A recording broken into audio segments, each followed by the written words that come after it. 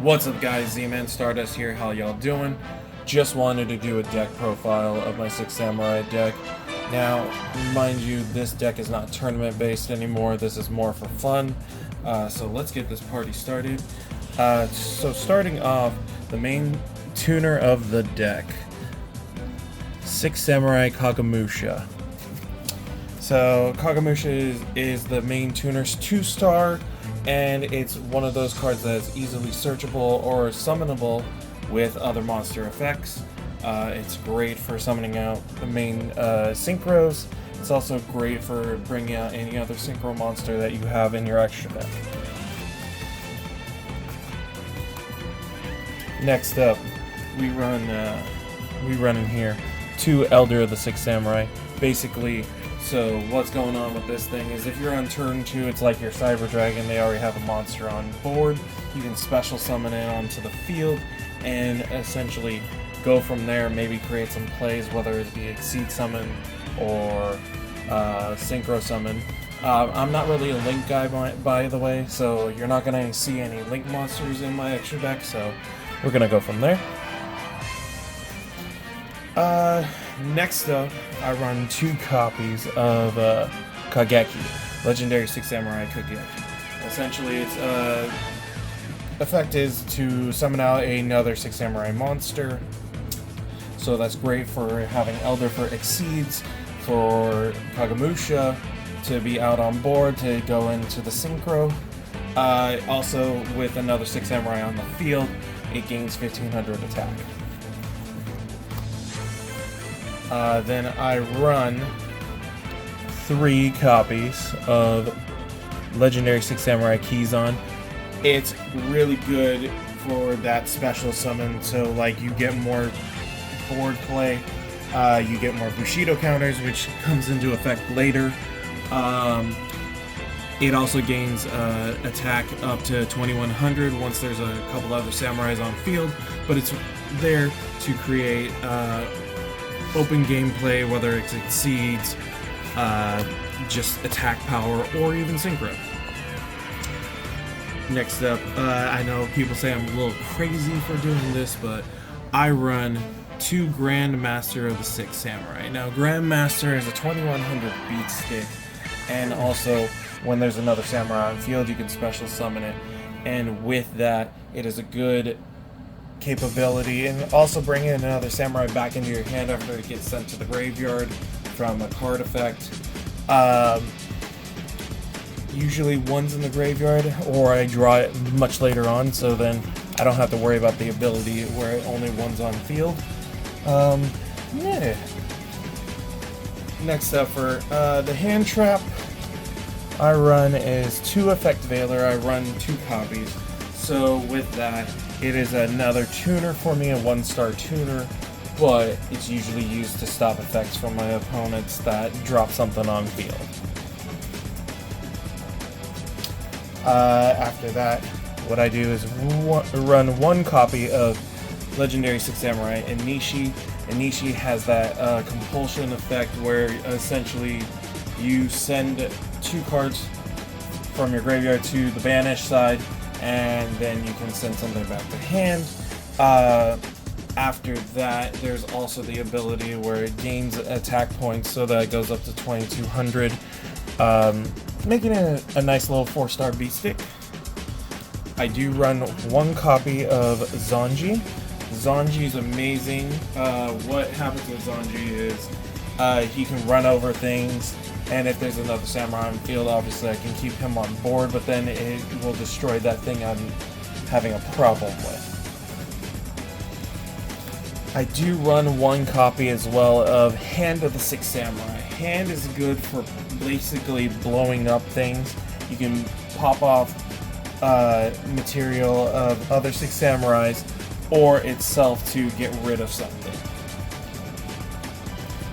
Now, since all the monsters are done, we're moving into the spells, and again, this is not a tournament-based deck, guys, but this is for funsies. I run 2 copies of Gateway. 2 copies of Gateway. Gateway is your Bushido counter main staple, especially with the 4 Bushido counter ability. Paired with another card or a couple other cards, it pops off for this deck. I run 2 copies for searching of Qian's Smoke Signal, level 3 or lower 6 Samurai monster. This would allow me to get like Kageki, so I can summon a Kagamusha if I only had Kageki in hand. You know, if I drew like really like in that instance, like this Kageki and 3 other magic card or spell cards. Sorry. So yeah, it's not that bad. I do run 3 copies of 6 Samurai United. 6 Samurai United is that other card that pairs really well with Gateway. It maxes out at 2 Bushido counters, but if you use it to draw the Bushido counters off of it, it's really great. Now, if you really need draw power too, you can sacrifice it with 1 or 2 Bushido counters and get that draw ability. And then for me, I run 3 copies of Reinforcement of the Army Rhoda. It is great for a warrior deck, which is what the Samurai deck is, and it's great searchability.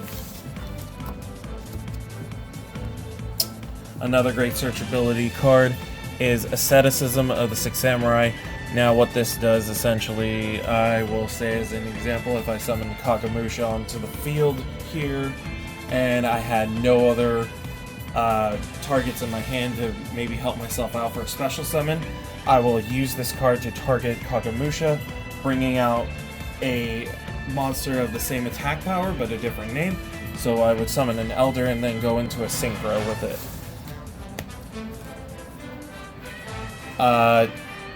Base staple, Mystical Space Typhoon, honest to God, MST guys, you always know that. It's a wonderful card. Destroy what you need to destroy with it, especially if it's on your opponent's turn and they just set it. So, and finally, 1 Dark Hole. Dark Hole is always a great card to create a whole new board, essentially making sure that if they summoned out a bunch of stuff before you can even pop off. Oh, here, hold on, let me clear your board real quick. So now we're getting into the traps, and for the traps, what we got here is 2-dimensional prisons. With D-Prison, it's good for when they attack into something, and you don't want that card to go into the graveyard. You want to banish it right off, and that's why I always run 2 copies of that. I do run 2 copies of Double-Edged Sword Technique. Double-Edged Sword Technique is great for the point of either getting a Bushido counter or using it to create Synchro material or Exceed material, because you need something to come back real quick, or you need to really pop off. Boom, summon 2 Samurais, go from there. I do run 1 Bottomless Trap Hole. Bottomless Trap Hole is always a good staple for getting rid of multiple creatures that are summoned at one time, or even something that's just a single problem and banishing it instead of sending it to the graveyard. Always a favorite staple of everyone, Mirror Force. Mirror Force, again, doesn't even target, so then you can actually play it around and destroy somebody's entire field. And finally, the last card of the main deck, Solemn Warning.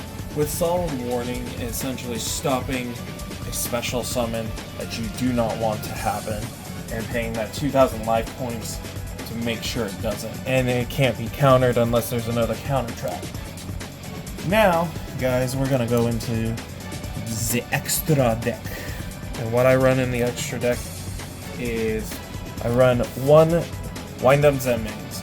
Zenmaines is great for defense because once you go into it, the 2 materials under it basically are used once it gets attacked. So the creature isn't destroyed, and then you can pop something at the end of that.